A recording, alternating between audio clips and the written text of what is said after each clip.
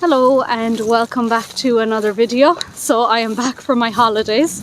I've gone from about 28 degrees to I'd say 10 or 11 degrees and rain. But to be honest, that 28 degrees it was a killer. I'm just not built for that kind of weather, so I had a great time. It was lovely.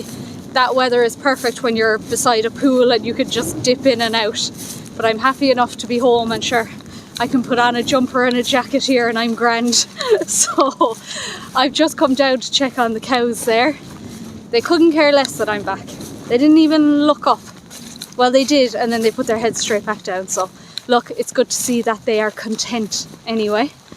They have a nice bit of grass left back there. Even here you can see, maybe, I don't know, in the camera, they've just kind of taken what they want and they've left the kind of rougher stuff. So they're going to have to feed that down better, because this is the last grazing obviously this year.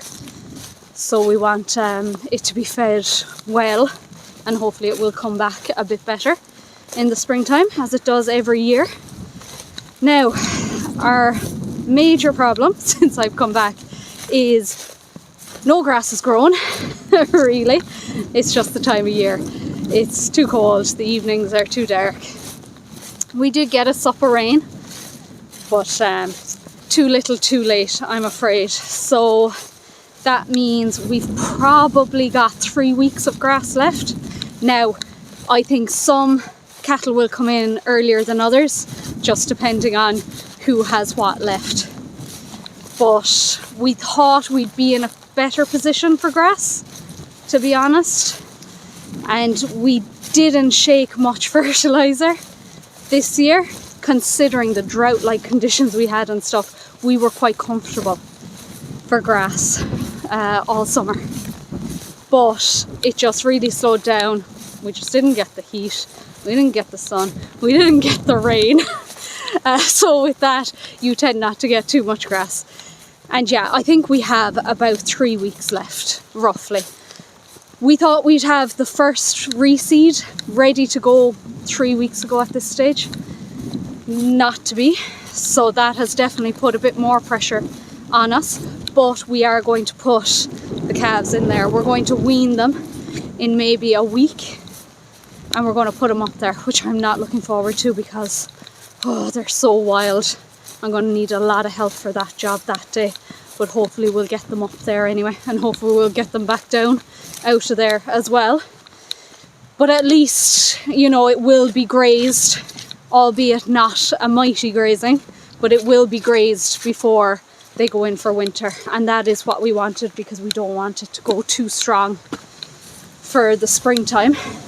I'm just going to get into the tractor here because it's starting to lash.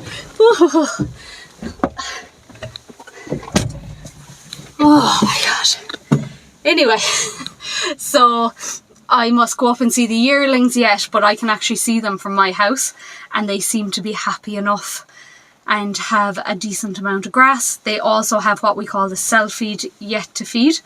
So I would think that will do them about a week to 10 days. And then we have the grass outside the house above and the shed. So probably another week and a half out of those. And then I think it's time for them to come in. So it is disappointing. It's just so hard to know with farming.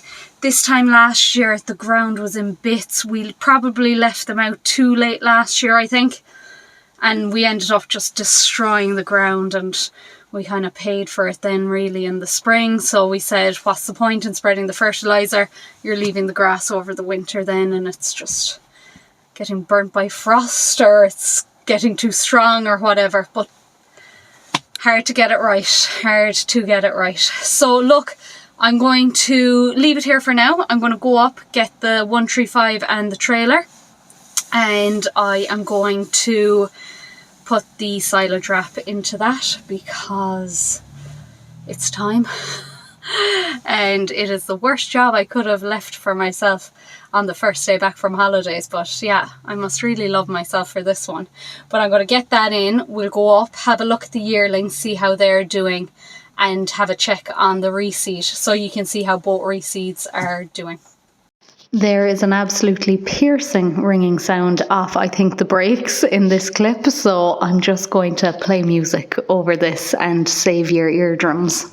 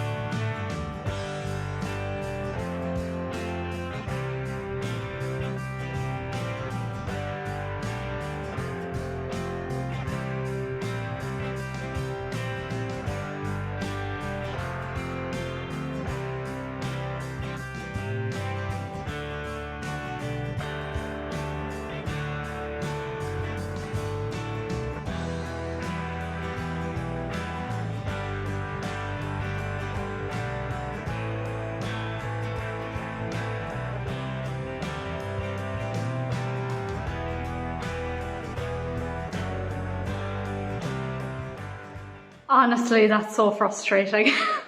And I'm not gonna lie, I did consider practicing for a while and re-recording it because it was so bad, but I said, no, that's not fair, that's not what I do. I'm so bad at it. Now I will get better because I will come out in the evenings and practice, but every year it's the same thing. I struggle every year because I put the trailer on for this once a year, and that's it, and I don't touch it for another year, and sure then I forget and I'm like, left is right, right is left, and not the straightest park job there, but look, it's in. I didn't knock any doors or walls, so, and it fits in nicely with the 390 as well. I'd fit loads of things in here if I didn't have cattle and silage in here, sure. But anyway, that's that. It's raining really bad there now again, but I will go up and have a look at what is above anyway. Maybe that 28 degrees isn't looking too bad now. Oh my god, the day has just gotten progressively worse. But anyway, I am up here in the reseed, and I hope these mics are working because it's wild. I'm currently walking in what the bog was. The difference in a week is absolutely unbelievable. I can't get over it. Just that bit of rain, I suppose, makes all the difference. You'll still see we have some patches, but I mean that will fill in. There's a few there in the middle as well. There's one patch up towards the top here, and it's where we dug out one of the dips that was in here, and it brought up a lot of pencil, and I think that's the reason why. There's just not enough topsoil for the seed in there maybe, and just a bit stony. Now, before we went on holidays, myself and Rob gave a full week of evenings up here taking stones out and just those big clods, just to see if it would improve the place. I don't know if it was that or was it the rain or a combination of both, but it's really helped. I got two of the sisters and their boyfriends up as well on the Saturday, I think it was, before we went as well, and we just blitzed a good section of it all up here, so you can see it is fairly clean. That's the big patch I'm talking about, but it's taken a lot of work, to be fair, this place. But I mean, when I look back there now and see grass and not just rushes, it's amazing. It's great. It was sprayed off as well, I think the Monday or Tuesday, or even the Wednesday actually, that we flew out, I think. So we did Proclova, one or the other. Expensive stuff, don't get me wrong, but I can really see it taking effect. I don't know if you can see it there behind me, but it's definitely working. We've some docks up here and you'll be able to see it. Very stony up here still. I'm going to have to try and tackle that, but maybe when it's been fed down. I mean, how did I miss stones that size day one when I was doing this? I just don't understand. But there you can see there's a decent kill there. It's just every now and then there's docks, so I hope that spray kills them off now this time, and it's not one of these things where it's reoccurring and I'm trying to get rid of them the whole time, because it does just seem to be in pockets. I don't know why, maybe somebody else knows. I'm just going to show you the other reseed in here now, which is coming along really well. Rabbits everywhere again, yeah, loads of rabbits again. They drain you. That's it up there. Good tinge of green. I don't see any patches where I'm worried that it's completely bare, which is great. So I don't know, is the camera picking up the green? Maybe not. It'll definitely pick up the green on the bottom there anyway. It's really green down there. It's really green along the ditches, I suppose, where it's more sheltered. I checked on the yearlings as I was coming up. They seem happy enough, tight enough on grass though, so I'm going to let them into the cell feed tomorrow morning. When it's wet like this, if I can hold them off at all, I will. Because, you know, when they're coming in at night, they're moving around a lot and they're not settled when the weather is bad and things, so I just don't want them trampling the bit of grass that I do have, because there isn't as much grass in here as I thought there was going to be. We didn't seem to get any burst from that hot weather at all, but again, maybe it is just the time of year. The seeds did great on it, but I don't know, I don't see a massive difference in here compared to when I went, to be honest. Maybe a little bit. But yeah, I'm thinking they'll probably only get the bare week in here now, which is a pity. So it might be in even sooner than I thought, but I don't know, they'll get a good bit out of below, hopefully. One thing I want to mention before I finish up is farmers taking holidays. You wouldn't believe the amount of comments, and it's not people meaning any harm, it's just kind of joking, but I always say there's often meaning behind certain jokes about people saying, oh, you're off in Greece for a week and you're a farmer, and oh, you call yourself a farmer and you're on holidays. Lads, in every other profession out there, people get holidays. This idea that farmers shouldn't take holidays, I just think is so ridiculous, and it's harmful comments like that. Now, I take no notice because I just don't reply to them, and I know that there was no harm meant, but those days I hope should be long gone. And of course there's farmers out there who have no help, have no support, and they can't really take time away from the farm, but anybody who can at all, you need to take time away from the farm.